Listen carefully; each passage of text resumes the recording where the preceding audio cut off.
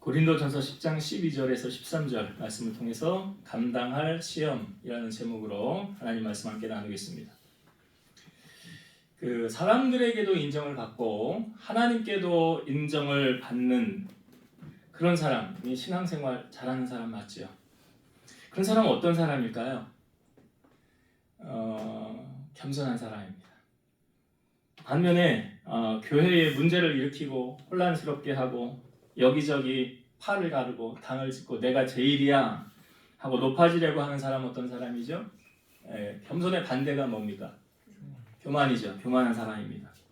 그래서 성경에 교만과 겸손에 대해서 우리에게 많은 교훈을 주고 있는데 특히 잠언의 말씀에 보면 이 겸손과 교만에 대해서 참 많은 교훈을 우리에게 주고 있어요. 제가 설교 준비를 하다가 찾은 몇 구절을 잠언의 말씀을 좀 읽어볼게요. 잠언 15장 33절 여호와를 경외하는 것은 지혜의 훈계라 겸손은 존귀의 길잡이니라.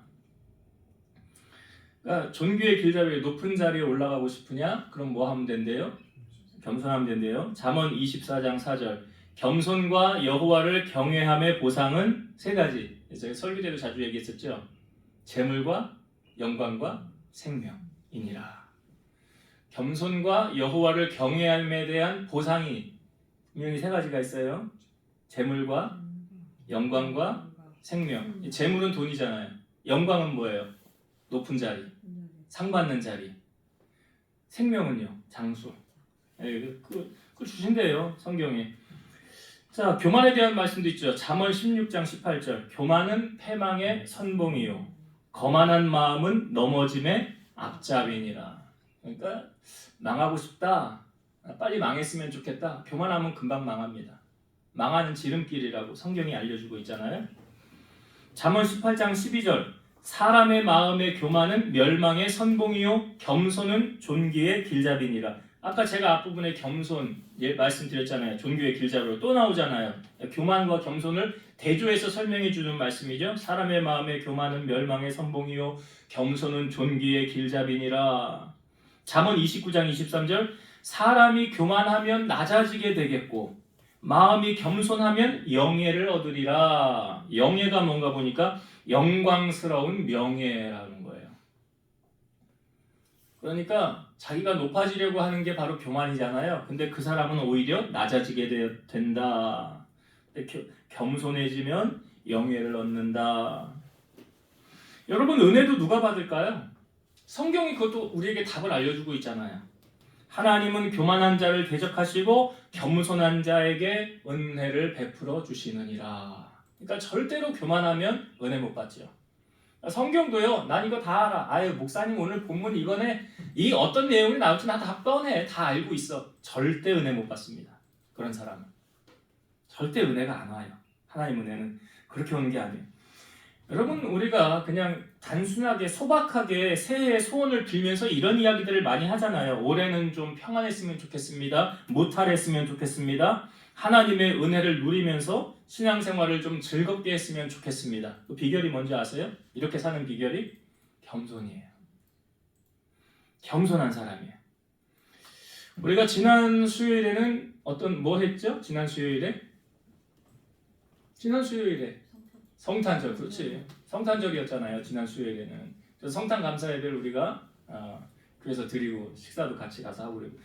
그래서 지난주 수요일에는 마태복음 1장에 있는 말씀 우리가 나눴었죠. 요셉 이야기 제가 했었잖아요. 요셉의 인격과 신앙해서. 그러면은 그 전주 이제 우리가 수요 예배 나누었던 말씀이 어떤 말씀이었습니까? 이 앞부분에 있는 본문의 내용의 말씀을 우리가 나눴었죠. 이스라엘 백성들이 출애굽을 해서 광야 길을 걸어갈 때 있었던 네 가지의 사건을 우리가 살펴보고 말씀을 나누었잖아요. 그 네 가지 사건을 우리에게 왜 보여줬습니까? 본보기로 보여줬다라고 말하고 있어요. 너희의 본보기. 그래서 제가 설교 제목을 본보기라는 제목으로 설교 제목을 함께 나눴었는데 그 네 가지는 뭐였습니까? 7, 8, 9, 10절에 있는 네 가지의 사건이었죠. 7절에 있는 사건이 무엇이었습니까? 너희가 우상 숭배하는 자가 되지 말라. 백성이 앉아서 먹고 마시고 일어나서 뛰논다. 이 어떤 내용이었죠? 금송아지 만든 사건이죠. 금송아지. 제가 뭐 설교 때도 자주 얘기하지만 모세가 시내산에 갔을 때 백성들이 우리를 인도할 신을 만들자. 그래서 아론이 금고리, 금 귀고리 뭐 다 가져와라, 반지 다 가져와라. 그래서 금송아지 만들고 거기에 엎드려 절하면서 뛰어놀면서 하는데 그건 제가 그렇게 해석했지요. 자기를 위하여 송아지를 부어 만들었더라. 그 송아지 형상이 결국 누구를 의미하는 거예요? 나요, 나. 내가 하나님 자리에 딱 차지하고 있는 거죠. 하나님보다 높아지려고 하는 그 인간의 속성이 그대로 보여지는 거 아니었습니까? 그래서 그 금송아지 사건으로 말미암아 레위 지파들 나오고 3,000명 가량 희생을 당하고 그거에 대한 진노하심으로 하나님이 반드시 그 죄값 물으신다라고 그러시잖아요. 그 사건이 있었고 두 번째 8절의 내용은 무엇이었습니까? 어떤 사람들이 음행하다가 하루에 23,000명, 원래 이제 하루 동안에 23,000명, 그 다음날 사건까지 24,000명이 정확한 숫자인데 그들이 죽었다는, 이거 시딤에서 이스라엘 남자들이 모압 여인들하고 같이 음행하다가 그 모압 여인들이 섬기는 그 우상을 같이 섬기면서 절하고 거기 있는 우상의 제물을 먹게 되었더라. 그러면서 연병이 돌아서 24,000명이 죽게 되었더라. 그 나오잖아요. 그들과 같이 음행하지 말라. 성적인 타락, 소돔성의 멸망이 성적 타락으로 인하여 일어난 사건이라는 것. 하늘에서 유황비에 내려가지고 다 멸하셨다는 것. 그 사건이고 구절은 뭐였습니까? 뱀에게 멸망하였더라. 주를 시험하다가 뱀에게 멸망하였더라. 이스라엘 백성들이 에돔이 길을 비켜주지 않냐로 길 때문에 이렇게 돌아가게 되었죠. 근데 그 원망을 누구에게 하는 거예요? 지도자 모세와 하나님을 향하여 원망했지요. 그러니까 하나님이 가만히 두면 안 되겠네 하고 뱀을 보냈잖아요. 그래서 뱀에 물린 자마다 다 죽었는데 그것을 보면서 백성들이 모세를 찾아서 우리가 잘못했다. 우리를 용서해달라. 하나님께 우리를 위해 기도해달라. 그래서 모세가 기도했더니 뭐 하래 하나님이? 놋뱀을 만들어서 달아라. 그것을 바라보는 자마다 다시 살아날 것이니라. 뱀에 물려도 그거 보면 산다는 거예요. 그 놋뱀은 예수님 말씀하셨죠. 모세가 광야에서 뱀을 든 것 같이 인자도 들려야 하리라. 그러잖아요. 예수님 비유하는 거. 사람이 주님을 믿으면 죽어도 사는 거 아닙니까? 그러니까 그 사건, 뱀에게 물렸지만 다시 살아난 사건을 말하는 거. 그래서 이게 시험하지 말자 그랬죠? 우리는 그들과 같이 시험하자. 그래서 제가 이 시험 얘기를 할 때 우리가 인간이 하나님을 원래는 시험하면 안 되는 거잖아요. 하나님이 우리를 시험하는 거는 합당하지만 우리가 하나님을 시험한다? 근데 한 가지 시험할 수 있는 거 있다고 그랬죠. 뭐라고 그랬어요? 그렇지. 하나님이 그걸로 네가 나를 한번 시험해봐라 라고 말씀은 있어요. 11조. 온전한 11조를 하고 내가 복을 주는지 안 주는지 봐라. 네 온전한 11조? 물질 돈 아까운 사람 절대 못합니다. 돈 아까운 것보다도요 믿음 없는 사람 못해요. 갑자기 1억이 생겼어요? 11조 얼마예요? 1,000만 원 하겠냐고. 그럼 하지. 그럼 우리 원집사님 믿음 정도면 하지. 근데 아무나 못하더라고. 그게 아무나 못해요. 그러니까 뭐 로또를 당첨을 돼봐야 그 다음에 내가 어떻게 돈을 쓰는지를 이제 당첨되고 난 다음 사건이에요. 그 다음은. 그 전에는 내가 말을 얼마든지 할 수. 여기 우리 교회 같이 복권 당첨된 집사님 있었잖아. 하나님 영광 위에 쓴다며. 근데 뭐 했어요? 집사 때문에. 집사 됐지. 집사하고 집사 됐지. 집사였는데 집사 때요. 예. 그러니까 말하고 이게 실행하고 다르잖아. 그러니까 정말 가봐야 아는 거예요. 그 순간 가봐야. 그러니까 우리가 하나님이 우리를 시험하는 건 맞지만 우리가 하나님을 시험하는 것은 11조 말고는 시험해서는 안 되는 거예요. 그냥 마지막 네 번째 뭐예요? 원망하다가 멸망하였대요. 이거 어떤 사건이었습니까? 고라 자손들이 모세를 향하여 대항했죠. 대항했잖아요.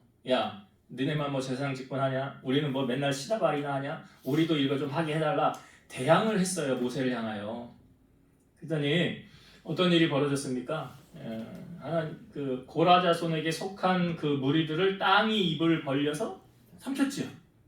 흔적도 남지 않았어요. 야, 어떻게 그런 일이 만화 속에서 있을 법한 일. 그리고 고라 편에 섰던 250명, 그 총대라고 하는 소위 지도자라고 하는 그 사람들 어떻게 됐습니까?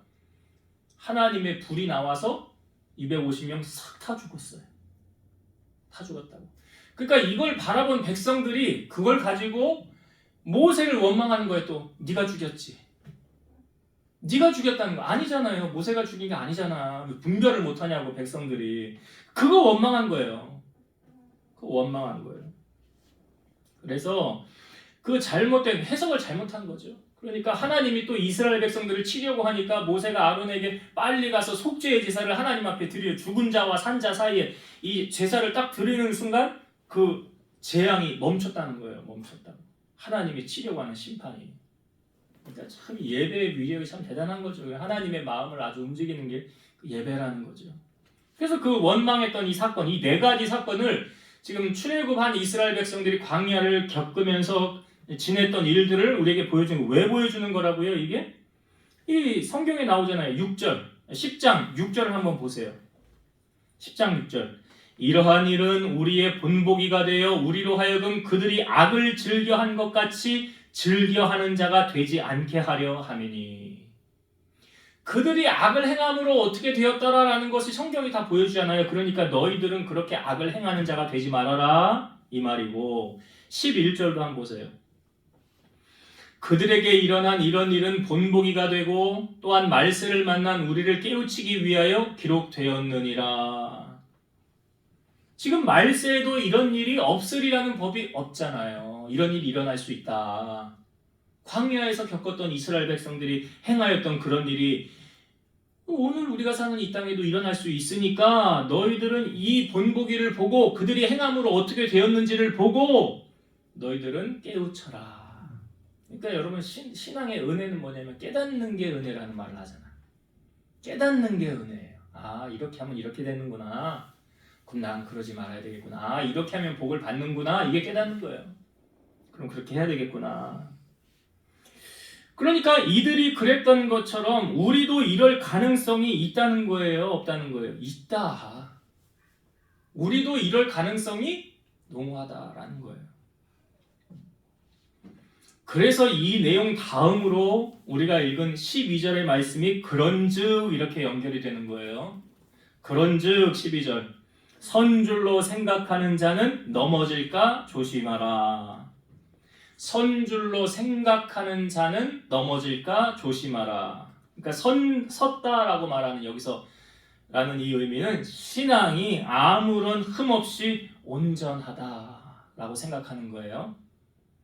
고린도 교인들은 자신들이 이미 예수의 피로 깨끗함을 입었기 때문에 우상의 제사에 참여하여 그 예물을 먹어도 아무런 해가 없다고 하는 자들이 있었다는 거죠. 나는 이미 예수의 피로 구속함을 받았어. 깨끗해. 정결해. 괜찮아. 여러분 이게 참 조심스러운 게 뭐냐면 설령 나는 괜찮다 할지라도요. 나는 내 믿음은 괜찮아. 근데 내가 행하는 그것으로 말미암아 믿음이 연약한 자가 그것을 보고 실족하게 된다면 그래서 예수님 말씀하시잖아요. 실족하는 일이 없을 수는 없으나 실족하게 하는 그 사람에게는 화가 있으리로다. 그러니까 사도 바울은요.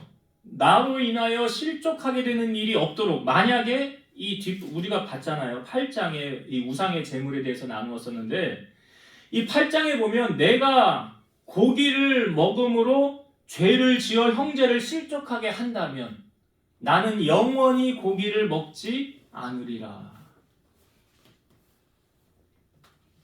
그러니까 나의 행동으로 나는 괜찮다 할지라도 다른 사람을 실족하게 한다면 나는 그 일을 하지 않겠더라.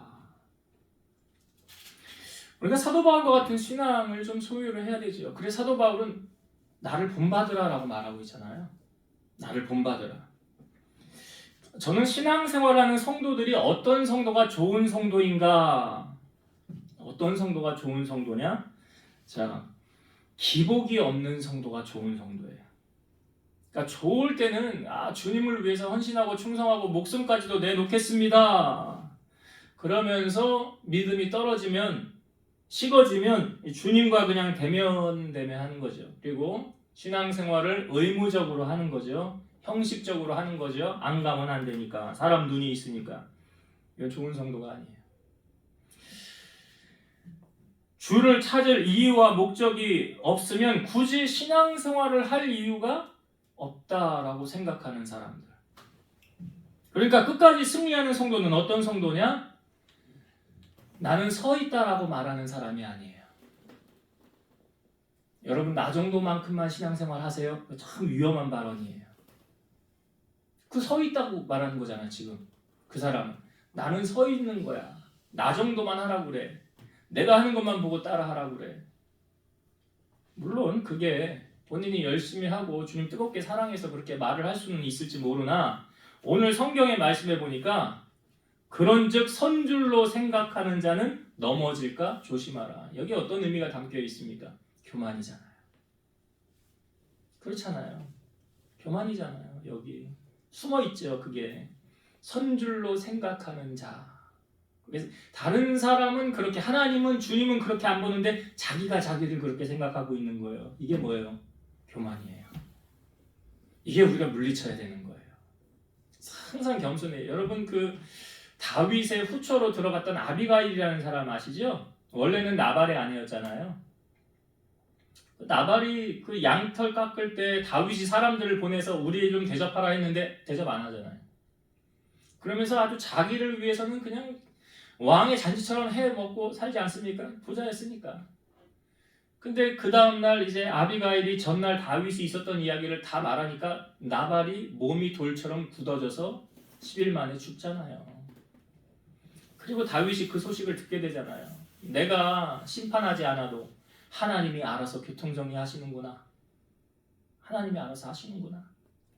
그래서 이 나발이 죽고 그 다음에 아비가일이 다윗이 그 소식을 알고 이 아비가일이 다윗을 그 전날 이제 맞이했을 때 아니 그 심판하려고 막 칼 들고 갈 때 아비가일이 다 뒷수습하지 않았습니까? 어떻게 보면 다윗이 그 아비가일이 딱 나와서 하는 그 태도와 그 모습 그걸 보면서 참 괜찮은 사람이다. 그 후처로 드리잖아요. 그때 아비가일이 다윗 앞에 나가서 뭐라고 그랬는지 아십니까? 나는 왕의 종들의 발 씻을 종입니다. 이렇게. 예, 그 뭐예요? 겸손하잖아요. 겸손함. 겸손함이 왕의 아내, 왕비가 된 거 아닙니까? 그러니까 겸손하니까 높이잖아요, 하나님이. 그러니까 선줄로 생각하는 건 자체가 교만이에요. 난 성경을 많이 알아.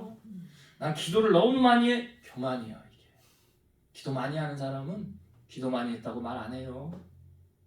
성경에 뭐라고 그래요? 사람들이 보는 데서 이렇게 나는 말이야 일주일에 한 번씩 금식하고 뭐 11조 다 내고 나 이렇게 한다고. 근데 하나님이 그 사람 기도는 안 듣는 데잖아. 오히려 세리와 죄인들이 주여 얼굴을 들지 못하고 나를 불쌍히 여기소서 나는 죄인입니다. 오히려 저 사람들의 기도를 들으셨다고. 그게 뭐예요? 그게 교만과 겸손이에요. 신앙생활할 때 우리가 불쑥불쑥 우리도 모르게 은근슬쩍 자기 자랑하려고 하는 거. 자식 자랑은 팔불출이래요. 자식 자랑하면 마누라 남편 자랑하려고. 오히려 자랑이 많으면 너무 또 흠을 너무 많이 보시면 안 돼요. 아무튼 그거는 뭐냐? 다 하나님이 기뻐하지 않는 거예요. 그러니까 오늘 이 말씀 12절 말씀을 우리가 잘 새겨요. 그 다음에 13절의 말씀은 자 우리가 이거 잘 아는 말씀인데 시험에 관한 말씀입니다. 13절 말씀을 읽고 오늘 나눌게요. 사람이 감당할 시험 밖에는 너희가 당한 것이 없나니 오직 하나님은 미쁘사 너희가 감당하지 못할 시험 당함을 허락하지 아니하시고 시험 당할 쯤에 또한 피할 길을 내사 너희로 등이 감당하게 하시느니라. 여기서 말하는 이 시험의 종류를 우리가 먼저 알아야 돼요. 여러분 시험에는 두 종류가 있습니다. 유혹이 있고 시련이 있습니다. 테스트가 있습니다. 우리가 성경 1대1 성경 공부하신 분들은 이 과정을 공부를 했기 때문에 익히 좀 아시는 바인데 유혹은 사단이 하나님의 백성을 죄에 빠지도록 하는 게 유혹이에요. 그리고 시련은 하나님께서 당신의 백성들을 연단하기 위해 허락하는 것이 시련이에요. 그러니까 이 시험이라는 단어 속에는 이런 의미가 다 포함되어져 있는데 자 야고보서 1장 12절부터 제가 읽어볼게요. 여기 나옵니다. 시험을 참는 자는 복이 있나니 이는 시련을 견디어낸 자가 주께서 자기를 사랑하는 자들에게 약속하신 생명의 면류관을 얻을 것이기 때문이라. 여기서 말하는 시험은 바로 이 시련, 테스트, 시련을 말하는 거예요. 그러니까 여기 시험을 참는 자는 복이 있대잖아요. 시련을 견디어낸 자가 주께서 자기를 사랑하는 자들에게 약속하신 생명의 면류관을 얻을 것이기 때문이라. 이게 분명히 여기서 말하는 이 시험은 시련, 하나님이 우리를 만들어내기 위해서 연단하시는 과정, 이거예요. 근데 그 다음 말씀 보면 자 이렇게 나와요. 사람이 시험을 받을 때에 내가 하나님께 시험을 받는다 하지 말지니 하나님은 악에게 시험을 받지도 아니하시고 친히 아무도 시험하지 아니하시느니라. 하나님 아무도 시험하지 않는데요. 그럼 이건 우리가 어떻게 받아들여요? 이건 연단이 아니구나. 시련이 아니구나. 이 시험은 유혹이에요. 유혹. 그래서 그 다음 말씀. 오직 각 사람이 시험을 받는 것은 자기 욕심에 끌려 미혹됨이니 욕심이 잉태한 즉 죄를 낳고 죄가 장성한 즉 사망을 낳느니라. 그러니까 이거 확실히 알겠죠. 여기서 말하는 이 시험은 우리를 시련하는 테스트, 그게 아니구나. 유혹이구나. 유혹. 그래서 욕심이 잉태한 즉 죄를 낳고 죄가 장성한 즉 사망을 낳느니라. 이 제가 지금 읽은 야고보서 1장 12절에서 15절의 말씀을 다 우리에게 보여주는 사람이 있죠. 다윗입니다. 다윗은 이 과정을 다 보여줬어요. 다윗이 골리앗을 싸워 이긴 다음에 이스라엘의 영웅이 되지 않습니까? 근데 그 다음부터 사울 왕이 다윗을 죽이려고 하잖아요. 자, 다윗의 인생의 고생문 열렸어요. 가장 높은 권력자가 다윗을 찾아서 목을 따서 데려와라, 죽여라. 내가 포상금을 줄게. 군사를 풀어요. 그러니까 하루아침에 다윗은 이제 도망자가 되는 거예요. 왕 밑에서. 근데 여러분 성경을 보면 자 사무엘상 23장 14절 다윗이 광야의 요새에도 있었고 또 광야 산골에도 머물렀으므로 사울이 매일 찾되 하나님이 그를 그의 손에 넘기지 아니하시느니라. 하나님이 다윗을 사울의 손에 넘기지 않았다. 왜요? 훈련만 시키는 거예요. 사울을 통해서. 사울을 통해서 지금 다윗 만들어 가시는 거예요. 하나님이. 어떤 과정이 필요할까요? 하나님께서 다윗에게 여러분 하나님께서 처음부터 완벽한 사람을 찾아내어서 하나님의 일을 맡기는 게 아니에요. 다듬고 훈련시키고 연단시켜서 사용하시는 거예요. 잠언 25장 4절 은에서 찌꺼기를 제하라 그리하면 장색에 쓸만한 그릇이 나올 것이요. 은에서 찌꺼기를 제하는 이 과정이 뭐예요? 시련이고 연단이에요. 그러니까 하나님의 사람으로 쓰임받기 위해서 이 시련과 연단의 과정을 겪을까요? 안 겪을까요? 우리가 주일날 말씀 누구 나눴어요? 말씀? 주인공 누구였어요? 대답을 좀 해주셔야지. 주일날은 며칠 안 지났잖아. 3일밖에 안 지났잖아.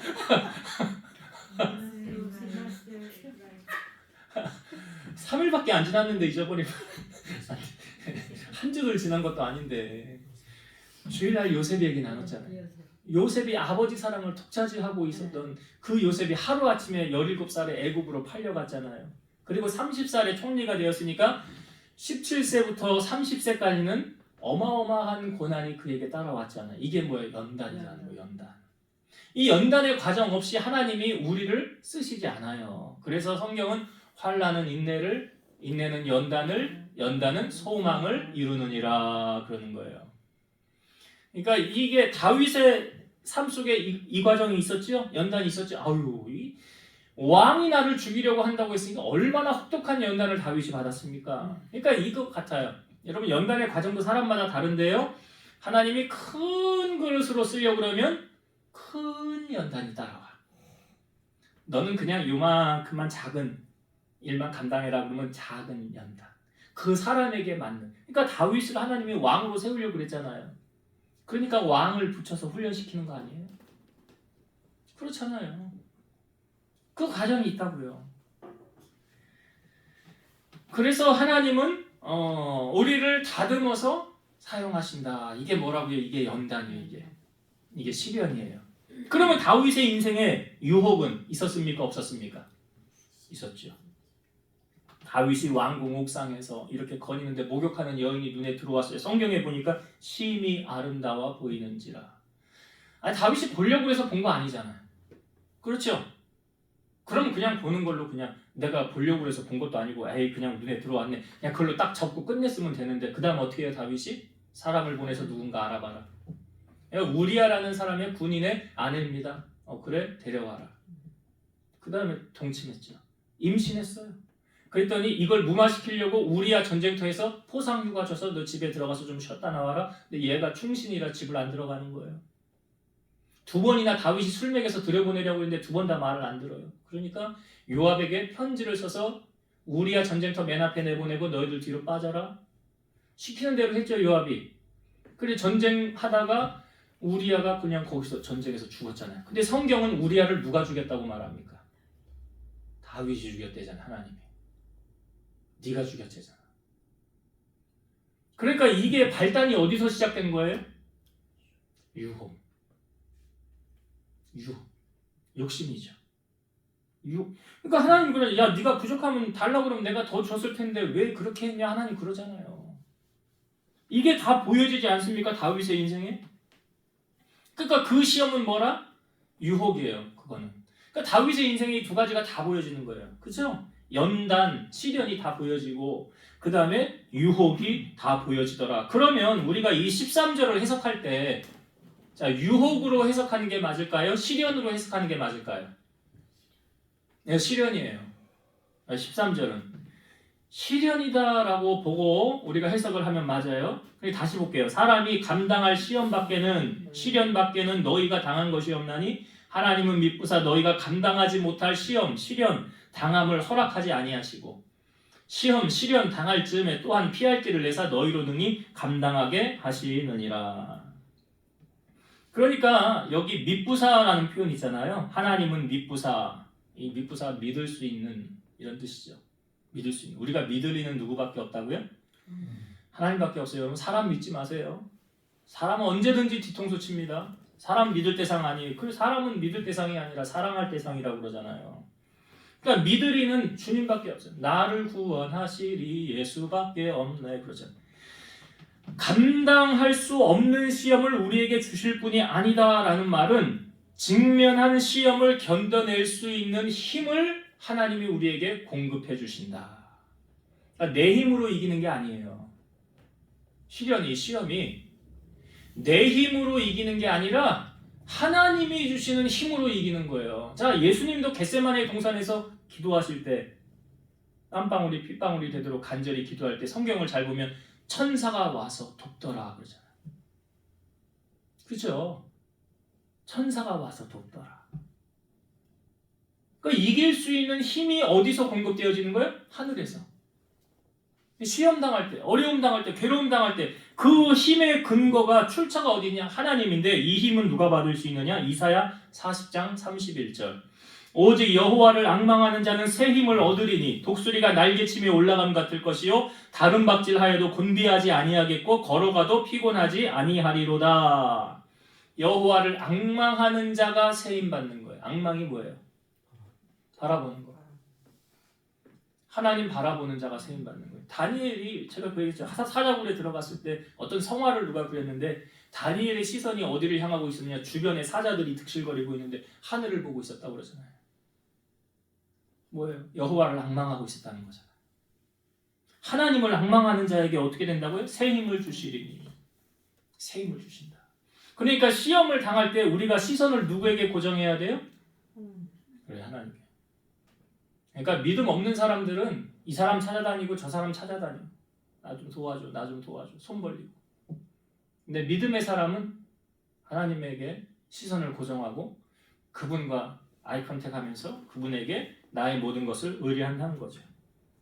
우리가 아무리 죽을 것 같이 힘들고 어려워도 그것이 하나님의 섭리 안에 있다면, 하나님을 신뢰하고 있다면 기꺼이 이기게 하신다는 사실이죠. 다윗이 얼마나 힘들었겠어요. 사울이 자기 죽이려고 매일같이 달려드는데 얼마나 힘들었겠어요. 그러니까 사울을 죽일 수 있는 기회가 2번이나 있었잖아요. 그 굴 안에서. 근데 다윗이 안 죽였잖아요. 그러니까 내 힘으로 시험을 이기는 것이 아니다. 우리가 예배 전에 조금 이 찬양 제가 아까 틀어놨었나요? 하여튼 예수의 이름으로 나는 일어서리라라는 찬양이잖아요. 예수의 이름으로 나는 일어서리라. 주가 주신 능력으로 나는 일어서리라. 원수가 날 향해 와도 쓰러지지 않으리.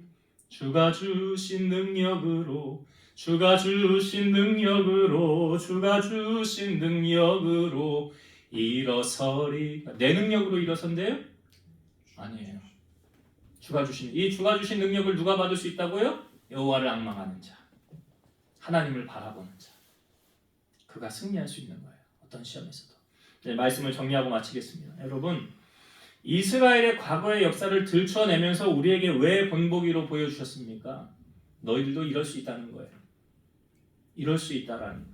그래서 우리는 그렇게 살지 말아라 라는 본보기로 보여주시면서 오늘 말씀, 선줄로 생각하는 자는 넘어질까 조심하라. 나 정도는 괜찮지, 나만큼만 신앙생활 하라고 그래. 참 위험한 사람이에요. 항상 은혜를 받은 사람은 항상 베이스가 뭐가 깔려있느냐? 겸손함이 깔려있어요. 그렇잖아요. 겸손은 존귀의 길잡이라. 그래서 교만함은 망하고 겸손함은 흥하고 겸손한 자에게 은혜를 주시고. 그래서 우리가 예수님이 뭐라고 했어요? 나는 마음이 온유하고 겸손하니 그랬잖아요. 예수님 마음도 예수님이 온유와 겸손이셨는데 우리는 예수님 닮아가면 그렇게 닮아가겠죠. 그래서 항상 교만을 물리치고 겸손함으로 무장하는 여러분 되시길 바라고, 13절에 나누었던 은혜는 우리가 시험엔 두 종류가 있다고 그랬어요. 유혹과 시련이 있는데 여기선 시련이구나. 하나님은 믿음의 사람을 단련시키셔서 하나님의 일을 감당하게 하십니다. 그러니까 이 시험을 당할 때, 시련을 당할 때 어떻게 하래요? 우리가 감당하지 못할 건 주시지 않습니다. 감당할 만한 것만 주신대요. 그리고 감당하지 못할 때 피할 길을 내시는 건 어떤 의미가 있느냐? 하나님이 나로 하여금 그걸 이길 수 있도록 새 힘 주신다는 거예요. 새 힘을 주신다. 누가 새 힘을 받는다고요? 여호와를 앙망하는 자, 하나님 바라보는 자.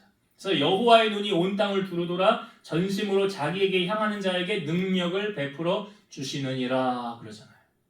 그래서 여러분 시선을 하나님께 고정하셔서 하나님께로부터 능력 받으셔서 한 해도 승리자로 살아가는 여러분 되시길 주의 이름으로 축원드립니다. 기도하시겠습니다. 오늘도 살아서 역사하시는 하나님 감사합니다. 2025년도 1월 1일 첫날 우리가 수요 예배 이렇게 하나님 앞에 드릴 수 있도록 은혜 주시니 감사합니다. 우리 예배 가운데 함께 서서 영광 받아주신 줄로 믿습니다. 오늘 주신 이 말씀을 오늘 한 해 또한 우리가 붙잡고 나가길 원합니다. 우리가 교만한 마음이 조금이라도 있다면 그건 사탄이 주는 마음입니다. 예수님의 마음은 온유와 겸손입니다. 그래서 주님의 마음을 우리가 품고 겸손함으로 주님을 잘 섬기는 저희들 되게 하셔서 하나님이 존귀한 자의 자리에 세움을 받는 하나님의 복을 누리며 살아가는 우리 성도들 되게 하여 주옵소서. 또한 우리가 어떠한 시험을 만났을 때 분명히 하나님은 우리가 감당하지 못할 시험은 주시지 않는다고 했습니다. 감당할 것을 주시고 또 감당하지 못할 때 피할 길을 주신다는 주님, 우리로 하여금 능히 그 길을 감당하게 하시는 줄로 믿사오니 우리의 시선이 세상을 향하지 아니하고 여호와를 앙망하는 자 새 힘을 받는다고 하셨사오니 하나님께 시선을 고정하고 새 힘받아 승리하는 한 해가 되도록 축복하여 주옵소서. 예수님 이름으로 기도드리옵나이다. 아멘.